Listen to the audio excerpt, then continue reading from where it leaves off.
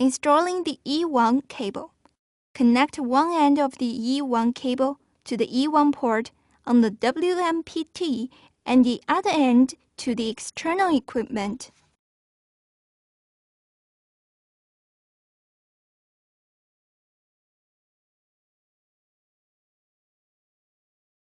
Ground the E1 cable.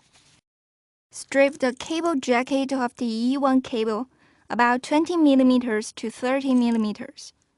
Expose the shielding layer and ground the E1 cable through the grounding clip of the cabinet.